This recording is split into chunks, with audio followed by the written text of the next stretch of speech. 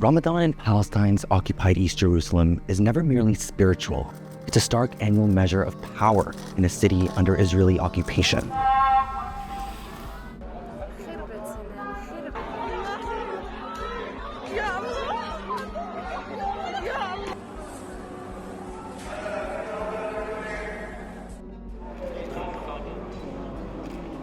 On this episode of The Real Question, we trace the far-right Israeli settler movement and its controversial efforts to assert greater control over the Al-Aqsa Mosque compound, or Haram al-Sharif, the third holiest site in Islam after Mecca and Medina. The site is also a key symbol of Palestinian identity, while the adjacent Western Wall is regarded by Jews as their holiest place of worship. Like the Israeli right has made it clear that the goal is the complete destruction of Al-Aqsa, because they believe Temple Mount is below Al-Aqsa. And then the evangelical, the political evangelical movement in America is in support of this, because they also believe for a second coming that Temple Mount has to be reinstated.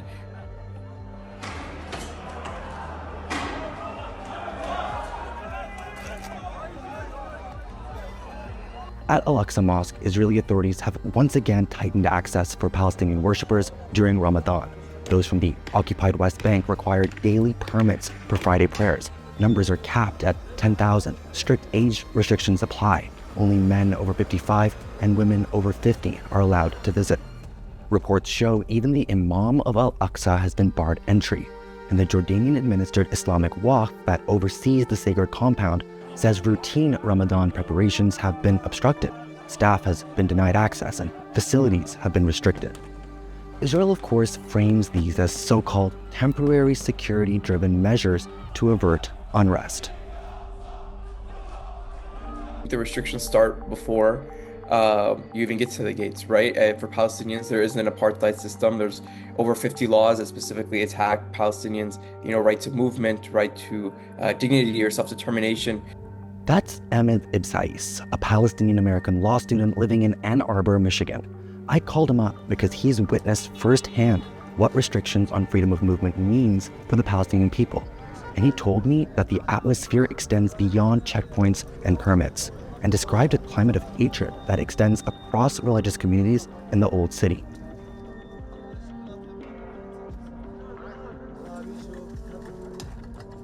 They treat Palestinian Christians the same way. There's so many videos of Israelis in the old quarters spitting on devout Christians when they see them, especially the priests. But you cannot do this. Don't take a picture, take it down. Come take on, it down. This is not, you are touching me, you have no right to touch me, you have no right to spit on me. He also pointed to moments when confrontation moved beyond restrictions and into Al-Aqsa itself. There's also been direct attacks on the Al-Aqsa besides settlers marching through.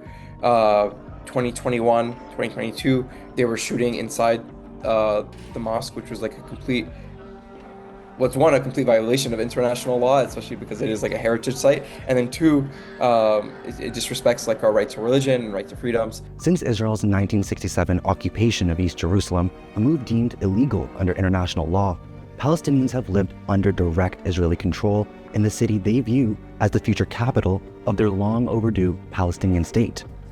Al-Aqsa does not exist in isolation from that wider landscape.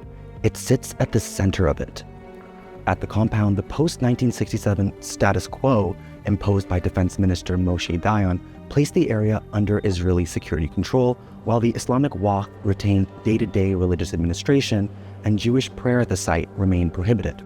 For years, Israeli Prime Minister Benjamin Netanyahu publicly wrapped himself in the language of the status quo at the compound, even rebuking members of the Knesset who prayed there, a performance that now appears less an expression of principle than a political calculation at the time. Stop spreading lies about Israel's alleged intentions on the Temple Mounts. Israel is fully committed to maintaining the status quo there. That was Netanyahu about a decade ago, but today his political survival has become increasingly dependent on far-right and religious nationalist allies, and his position has both shifted in tone and in practice.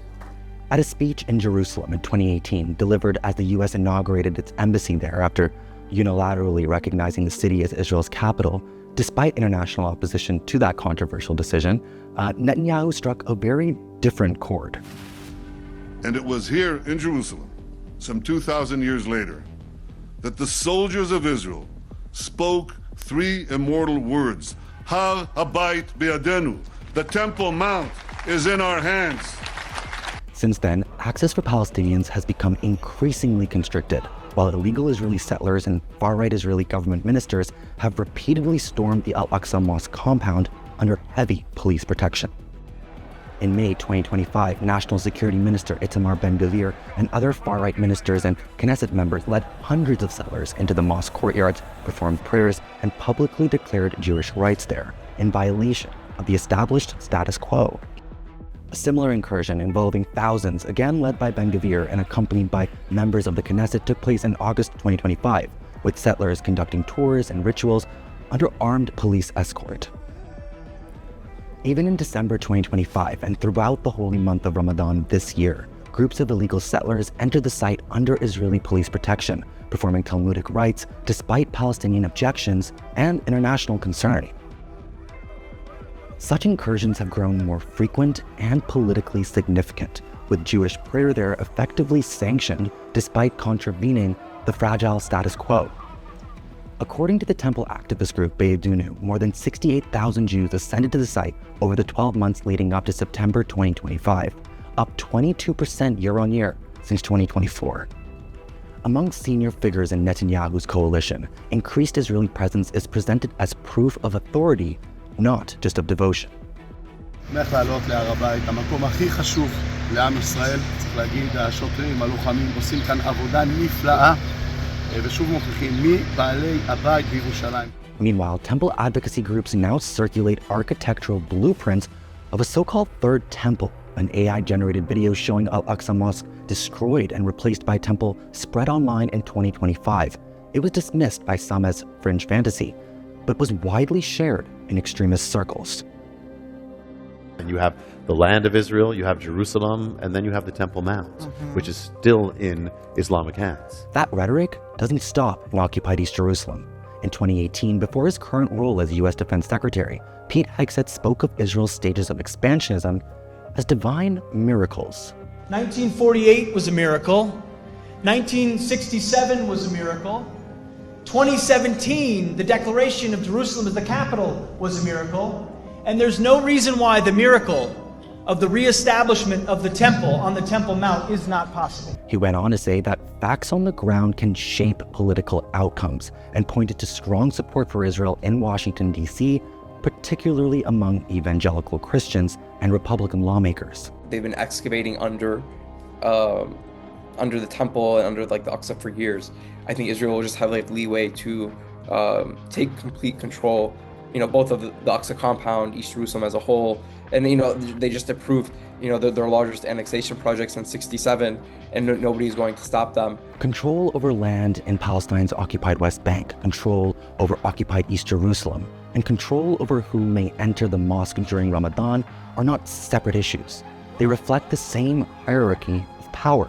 So the real question is not simply whether or not Ramadan restrictions are temporary so-called security measures, but whether they are part of a broader pattern in which control over movement, prayer, and presence becomes an increasingly oppressive tool of the occupation, one that determines who exercises sovereignty in occupied East Jerusalem and who lives under that sovereign power, deprived of freedom, rights, and self-determination.